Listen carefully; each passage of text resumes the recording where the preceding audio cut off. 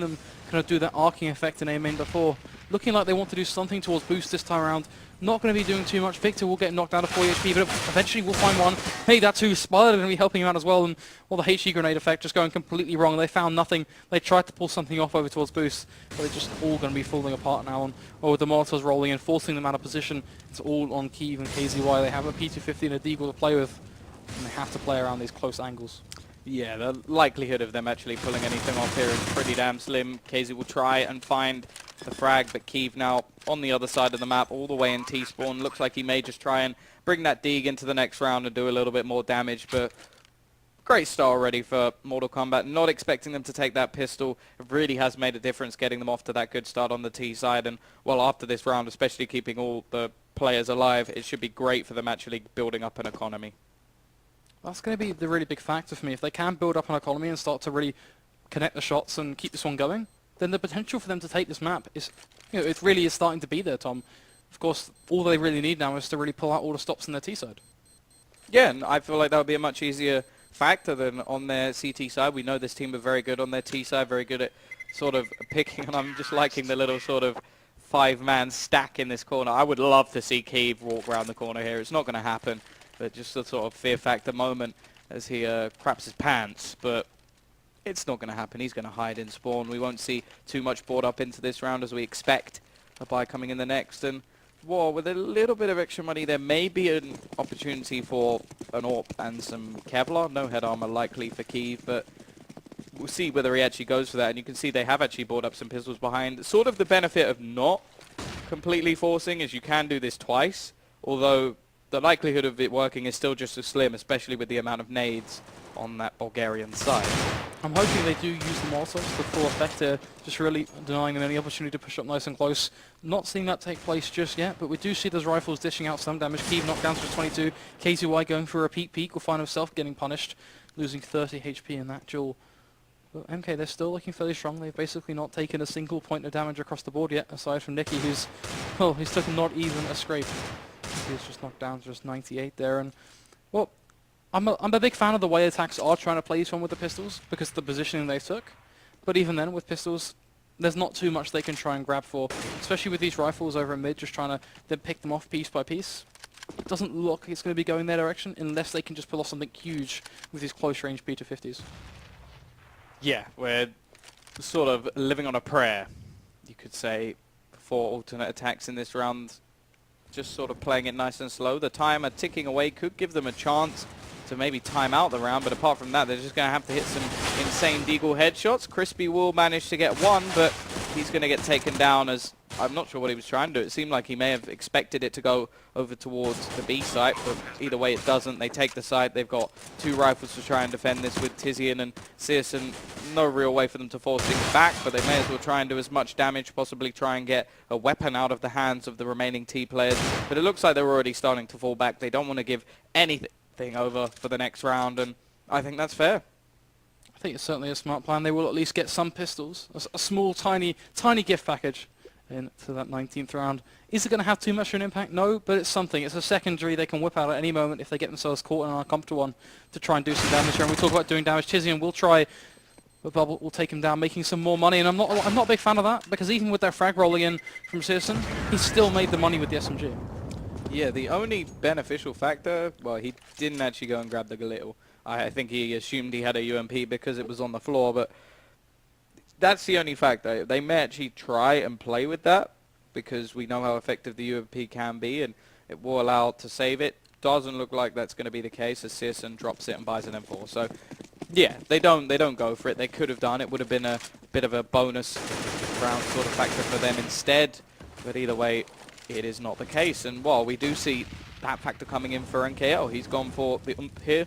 Kiev looking like he's going to go aggressive, but forced back by the flash of Bubble. And I'm not even sure I'm expecting to see an AWP on Bubble at all. I am happy he picked it up on the CT side because I wasn't sure he would, and it made a big impact. He really was good with that AWP, staying alive a lot of the time, moving around the site, and a lot of the rounds came down to him stepping up. Of course, we've seen another player, Spy Leader, go absolutely huge so far, but it's still nice that he's opted to pick up that AWP. I'm certainly a big fan, but I'm also hoping to see it take place in the MK side. We've talked about Bubble and his, I'm not sure inability is the right word to choose for, more the fact that he just decides, you know what, you're not gonna use it today, don't really feel it. And whether it's him feeling it or him just deciding doesn't need it at all. Stubbornness. Yeah, stubbornness is probably the best way of putting it, to be honest. And well, I want to see it come out on him. You know, he's done some great work before. He can really pull off some beautiful stuff. And we talk about beautiful stuff. It's going to be an A main push coming straight in. Crispy just putting in so much work there. Finds himself too. Mows them down. I'm not quite sure how he's walked away with it. Victor, should I say, trying to claw things back here. The flash will roll out. Goes straight for the peak there. But Crispy will find another. Yeah, and they're cleaning this up quite well. NKL will try and push out. I feel like that was way too late. If he was going to gang up with his teammates, he needed to do it far prior to that. So we do see alternate aTTaX get around back on the board, of course. They are not going to be out of this no matter what. They are through to the next stage. It's more just the factor of whether or not they go through top. And actually, a lot of that could come down to round difference, because I don't think anybody now can get above 6 points, because nobody's won all of their games. We've seen Epsilon beat Mortal Kombat. We've seen, well, alternate aTTaX win against ENCE and Epsilon. And then that means the only people who could beat alternate aTTaX are playing them right now. So they've already got the 6 points as necessary.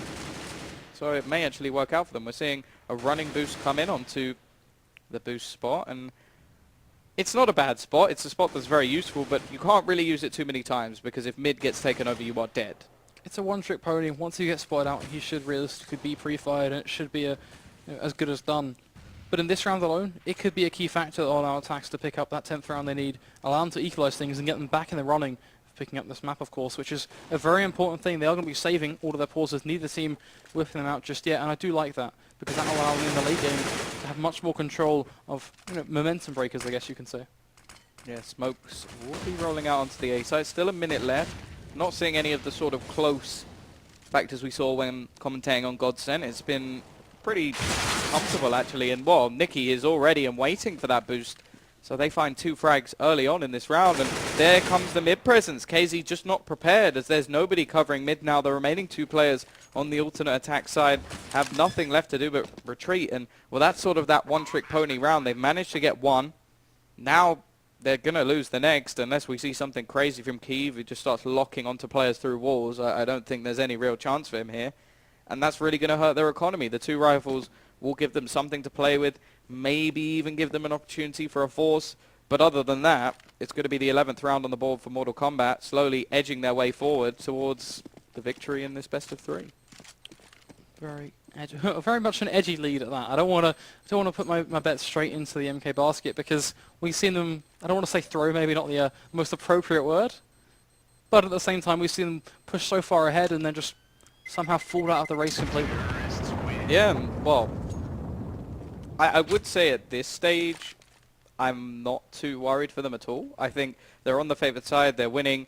Also, they're looking much, much stronger than yesterday. Their CT side was definitely prominent. Of course, they have only managed to win 1 buy round so far, so again, you can't really jump on the bandwagon just yet. There's still a possibility for the CT side. As said, they have managed to claw back a buy because of the 2 players saving their weapons, but this is the even bigger round. If they lose this one, then they really will have problems. It's going to be mid-aggression again. Both teams seem to do this. They just love to throw players into a blender and give them away. And Sisson, he's just going to go, okay, you want to push through my Molotov? Thank you very much. I'll take some easy frags, and you're going to open this round up very, very effectively for the CT side. Yeah, they're already walking with a massive lead. You said this was important. Nicky will be trying to call things back. Victor going to find himself another, so back to a 3v3. Looking so close. God. Victor will find another. And well, the blender coming full circle attacks suddenly handed at disadvantage. Just Kiev and Tizian, the 2 men left alive, and well, they're trying to make something happen. Kiev with the AWP going to be pushing up nice and close, getting himself on electric, trying to find himself a vantage point. But even then, will it be enough? The smoke going to be blocking off. I mean, the flash is rolling out. The Spider going on the aggressive front there. We'll try and find a frag. Tizian though wraps right behind him. We'll pick him off. Find ourselves back to a 2v2. Yeah, and they don't have any clue that the remaining 2 players are both in the same position. The bomb is planted for them here, so they could easily peek out and stop anybody defusing. We've already seen this happen once in the pistol round. Flash going to be thrown out. They're trying to go for the ninja defuse here, but Nikki has other ideas as he takes that player down. And now Kiev, well, all he was really there was to try and hold off anybody going for a ridiculously aggressive peek. They literally would have had to run all the way out of A main and go, hey Kiev, I'm over here, for him to get those kills. Either way, he's just trying to save the AWP. He does that, but again, the last game I said he was having a poor game for him. Now he's just having a poor game. He's 7-13. The AWPA has not stepped up throughout this series. And as said, they're safe either way. But I still feel like finishing top of the group is not only a confidence booster, but could also give you the better matchup later on. That's the key thing. Matchups are a very interesting topic, Tom, because you can either swing either way. Sometimes you can get the better end of the stick. Sometimes you can walk away with a very harsh matchup indeed. We talked about some of those stage 2 teams just being just that lethal. And already we talk about lethality. It's going to be Spider. We'll pick off one. Quickly traded back by the pistol of KZY. But already it's looking like an absolute bloodbath of a round. Well, yeah, mentioning sort of teams that start slow, that's one thing to mention, but I'll bring that point back in a minute as KZ manages to find another kill into this round. He has himself an AK, will eventually get taken down, and it looks like NKL is just trying to close down this final. Victor peeking as well. They know exactly where the remaining player is. They don't have the bomb, but it doesn't matter. But back to the point, a team that, well, it's happened multiple times where you see someone like Fnatic finish second in a group, and they come out and it's like, oh, so basically because I finished top of the group, I now have to face Fnatic. How have you worked that one out? It's one of those unfair factors, but I feel like that sort of happened with Group A, where Kinguin have a very good matchup against Godsend. So Godsend have gone second in a group, but Godsend on their day, I feel like most of these teams, especially in the first stage of the group, will not want to play that match. Very interesting thoughts indeed, Tom, as we look to just watch this one take down 13 rounds on the board for MK. This could be a crucial round because this is where aTTaX will find themselves with another repeated broken economy. And this could ultimately give the edge to MK to walk away with this second map. And while we're talking about that one, 1 minute 25 on the board here, aTTaX, they do need to play something slightly different here, bring something new to the table if they do want to walk away with it. Already it seems like we're going to be playing a little bit more aggressive towards B, which I do like that positioning, of course, from Kyiv. Will give him perhaps a bit of an upper hand as we're not going to be seeing an AWP this time around. Yeah, no AWP on either side. Kyiv can't afford one, and the T's just don't need one. That seems to be the case on the T side. I'm actually not too bothered about the T side AWP. I feel like I'm very happy that Bubble picked it up on the CT side. On the T side, unless you're really working the picks, I don't feel like it's necessary at all. You can definitely pull this off with the rifles. The build-up this time is going over towards that A site, and there are, well, 2 players there directly. For now, as we see one of them fall, Crispy actually manages to grab a kill while on the cross, and, well, we've already seen them come back in rounds before. The smoke well placed to actually block off Crispy's position, but pushing through, that's going to be risky, but the risk pays off. He manages to get one. He's still surviving, actually finds a second as well onto Nikki, who somehow misses a spray there. Bubble now the last one left alive in a 1 versus 4. He's managed to find the first. I'm not sure he expects a player over towards quad, and in fact, Tizian's going to be the one to catch him. So aTTaX will walk away the round. That's going to be a little bit more of a reparation factor when it comes down to their economy. But for the MK side, they're going to be absolutely peachy. They've got $10,000 on 2 players respectively, another 5k spread out on all those accounts on each player. They're not going to be worried at all. They are living the offshore banker's life. Whereas for the aTTaX side, a little bit more bleak. They are going to be putting everything they've got back into this round, aside from a couple of $1,000s on Certain. So it's going to be a bit rough, and the pressure really is on for them to walk away for this round. And well, for the MK side, they're just going to be going back to their old playbook, just straight away aggression into A main. Yeah, well, the real factor here for alternate aTTaX is they can't afford to lose a round, because if they do, then you're almost guaranteeing Mortal Kombat on 15, unless they manage to string a couple together, clean ones as well, to actually have that money in the bank. So we are just waiting to see what Mortal Kombat respond with. That's the problem. They've given them sort of those earlier rounds. We've seen the pistol go the way of MK, and that's really a big problem, because although they managed to come back in the first half, those 3 rounds really could make a difference just because of how backwards and forwards this has been. And that little run of form that we saw from MK in the middle point of this second half, it's just been due to resetting that CT economy, really doing a lot of damage. And now, if it continues just one round, you have to favor MK because they're already up. They will get some information, though, on the aTTaX side. They've pushed through A main, so at least they know nothing can be taking place just yet. But Victor already opened things up with a huge one. Take down Certain. Tizian going to be trying his best with the spray transfer. Will actually pull it out of the bag. Victor and Nikki will quickly fall, should I say. NKL trying his best, though. Trades it straight back. But a very rough situation indeed. Crispy playing this one smart. He's allowing them to cross over, and now he's... Oh my goodness, how is he not doing this? Yeah, just pure trigger control from Crispy. Doesn't go for either of the frags, and now NKL playing in the position I absolutely hate. He's over towards Squeaky Doors. This position is only valuable if you're trying to stop people from Highway, and they're not on Highway anymore. He can spray through the door at the players on the bomb, but apart from that, there's not much he can do, and I think he's actually just going to opt to leave. So I think that might be the right decision. It really is one of those isolated problems of the map. Yeah, I don't, really I'm not a big fan, as you say. You certainly highlighted your points on Squeaky, but the other problem is, yes, you can spam through the door, and, we have seen some huge clips in the past of people spamming through door, all over the place, from pro games to even just, generic pugs and stuff. But at the same time, there's a limit to how far you can pull off. And pulling off a 1v3 in that situation, especially when they knew he was there in the first place, it wasn't like he was an unknown variable. They knew from the get-go exactly where he was, so there was no opportunity for him to pick anything up. But of course, rolling into this one, straight back to the same playbook, it's going to be another A-split.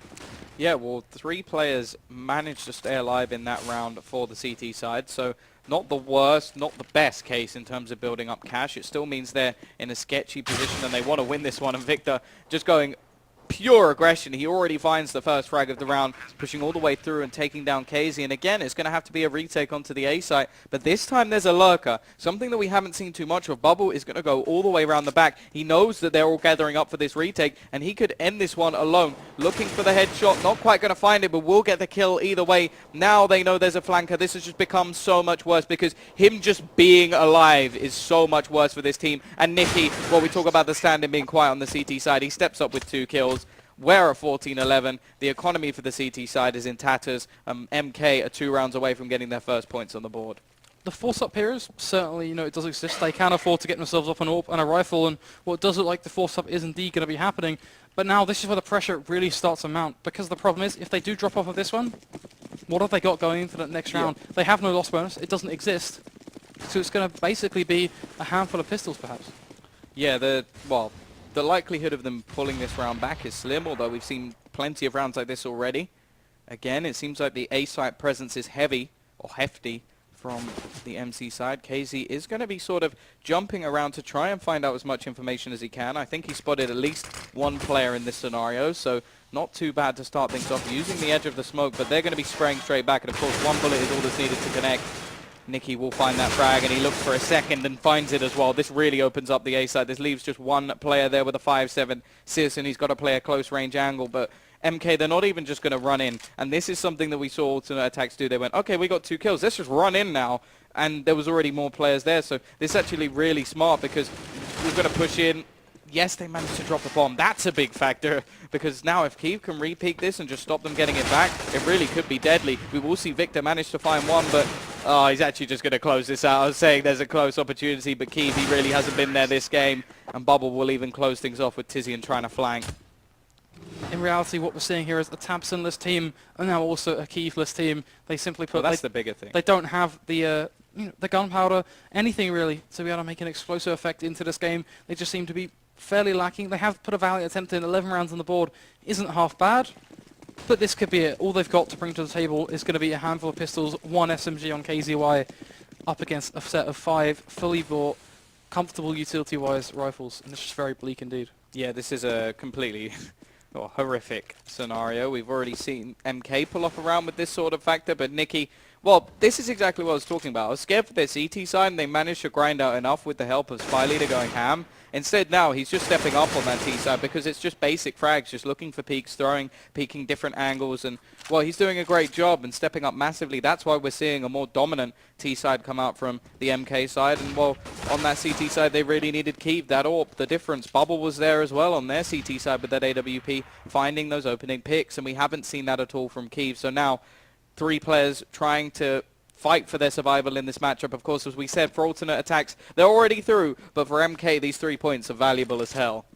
So valuable indeed. It will, of course, have a bit of an effect on your magical scenario. It's that not one happening. Will take place, but I don't feel like it's going to be happening, unfortunately for you. Bubble looks like he wants to be going into the aggressive push here. Takes down Citizen. Rip your dreams indeed, because Tizian and KZY, the last 2 men stand, and they have an SMG and a Deagle between them. Can they do the impossible? Will they be able to hold this one off? Will they be signing their own coffins? They're getting nice and comfortable. It seems like the coffin route is going to be the one they're choosing. KZY will fall. Tizian trying his best, going huge with the Deagle too, but even then it's not going to be enough. He's going to be hitting the deck, and 16-11